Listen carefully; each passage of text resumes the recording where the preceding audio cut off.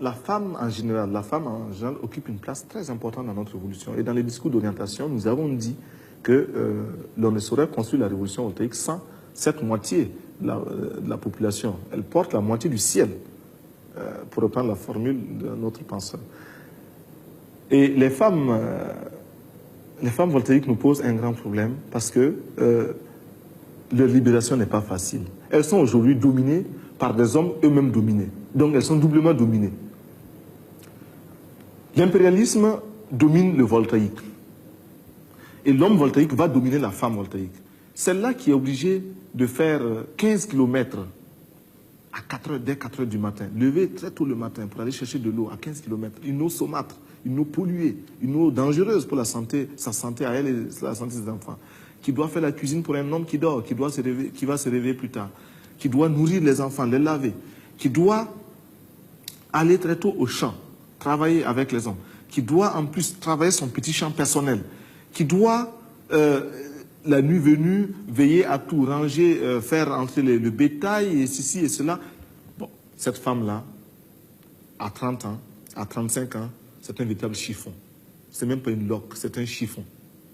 Et nous ne voulons plus de cela. Nous avons tous des mères, des épouses ou des sœurs qui ont connu, qui vivent encore ces conditions-là. Et c'est contre tout cela que nous luttons. Nous parlons en connaissance de cause. Eh bien, nous voulons responsabiliser la femme voltaïque, d'abord en commençant par sa libération. La libérer de la domination féodale de l'homme voltaïque. Cela ne va pas sans grand mal, parce que c'est toute une mentalité à reconsidérer. Et j'avoue que chacun de nous, y compris celui qui vous parle, est lui-même remis en cause chaque jour et doit s'interroger entre ce qu'il professe, dont il est convaincu que c'est la juste voie, et la facilité qu'est la domination. Ben, enfin, parfois on se surprend à transformer son foyer en une caserne et puis on se retrouve en adjudant de compagnie. C'est pas juste, mais enfin, il faut lutter contre ça aussi. Et je lutte contre moi également, comme les autres voltaïques le font. De ce fait-là, nous sentons que les femmes voltaïques, très dominées, pour leur libération elles-mêmes, s'interrogent, ne savent même pas comment se libérer. Elles ne savent pas comment le faire. Parce qu'elles se demandent, mais un peu comme l'esclave qui ne veut pas de sa liberté, tellement il a été attaché à son maître, tellement il a été façonné. En Afrique du Sud, j'ai vu, moi, en d'autres temps, en Afrique du Sud, des Noirs s'en prendre à nous Noirs qui étions de passage et qui, entretenus par la compagnie aérienne, avions droit au même traitement que les autres voyageurs. Mais ce sont nos frères africains noirs comme nous qui nous crachaient dessus parce qu'ils ne comprenaient pas comment nous osions nous mesurer aux Blancs. Ce n'était pas parce qu'ils nous soupçonnaient d'être compromis avec les Blancs, non, parce qu'ils estimaient que nous étions d'un orgueil inacceptable. Bien, ils ont été trop longtemps dominés, ces Noirs-là. Ils ne peuvent pas comprendre qu'un Noir, ça sert à la même table qu'un Blanc. Pour libérer les mentalités, il faut oser s'attaquer aussi à nos formes, à certains aspects de notre culture qui aliènent la femme. Et pour cela, nous pensons qu'il nous faut nous attaquer à certaines mutilations, notamment les mutilations sexuelles. Les mutilations sexuelles, pour nous, sont une façon d'amoindrir la femme, sont une façon de marquer la femme du sceau de son infériorité permanente. Parce que tu es femme, tu dois porter cet art-là, tu dois porter cette marque sur toi éternellement. Mutilation sexuelle, excision par exemple, explication sociologique, une forme d'explication sociologique qui se tient du reste, est que la femme, ainsi excisée, est soustraite à certains plaisirs. Elle n'arrive pas à éprouver tout le plaisir qu'il faut et donc elle est moins tentable, si vous voulez. Bon, très bien. Mais c'est parce que l'homme, incapable de donner à la femme toute l'affection, tout l'amour qu'il faut pour la maintenir comme sa femme à lui, est obligé de prendre des garde-fous.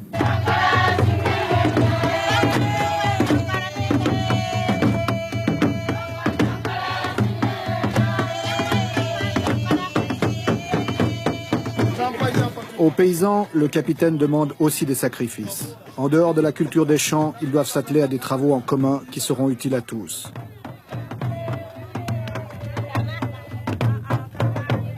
Ici, l'objectif est la construction d'une retenue d'eau qui améliorera les conditions générales.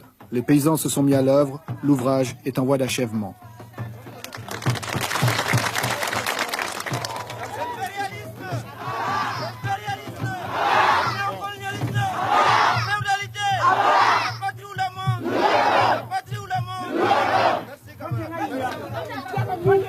Là aussi, le capitaine veut faire de ce genre de réalisation la démonstration d'une adhésion populaire à ses choix politiques. Mais pour construire ce barrage, il est nécessaire d'importer le ciment et le fer des pays voisins, dont certains font des difficultés pour l'approvisionnement de la Haute-Volta.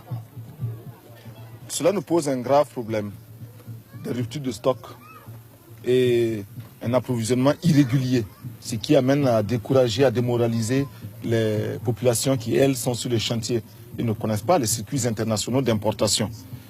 Et nous savons que ces ruptures-là, ces perturbations dans l'importation sont dues à des options politiques, à une espèce d'hostilité ou de méfiance vis-à-vis de la révolution voltaïque et à la tentative de l'asphyxier, de l'étouffer par le biais économique. Nous le savons et nous sommes réellement dépendants de l'extérieur pour l'importation de ces matières-là.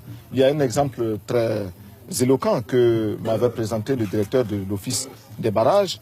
Il s'agit des grillages que vous importez, les fils...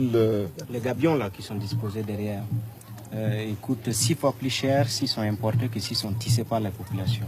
Et nous n'arrivons pas à trouver le fer pour les tisser. Parce qu'à la commande, les gens préfèrent vous vendre le gabion que de vous donner du fer pour que vous le tissez vous-même. Bien sûr. Donc il y a là une façon de nous obliger à acheter un produit fini, mais que nous aurions pu finir ici en complétant la chaîne. C'est aussi un chantage qui s'impose à nous et nous composons avec. C'est vous dire que nos difficultés ne sont pas seulement intérieures, mais elles viennent surtout de l'extérieur. Les populations sont mobilisées, veulent bien nous suivre dans ce que nous faisons, mais à l'étranger, on ne nous comprend pas toujours. D'accord. Bon, donc... Bon, allez, au revoir.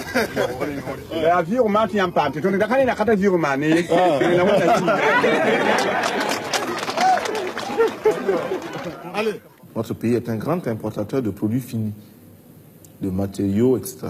Et il y a, comme j'ai eu à vous dire, des pressions pour que nous ne puissions pas importer ce ciment dont nous avons besoin. Aujourd'hui, il y a une grande mobilisation en Volta pour les travaux d'intérêt général et il faut des matériaux.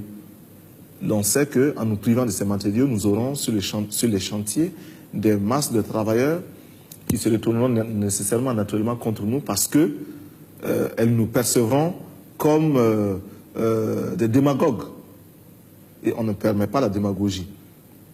Il y a donc des pressions multiples de ce genre. Nous avons envoyé des missions d'information, des missions de bonne volonté, expliquer aux uns aux autres que notre révolution n'étant dirigée contre aucun peuple, il n'y a pas de raison que l'on s'attaque à nous, que l'on cherche à asphyxier l'économie voltaïque. Et nous serons obligés de considérer comme un acte d'hostilité, finalement un casus belli, des attitudes provocatrices de cette nature-là.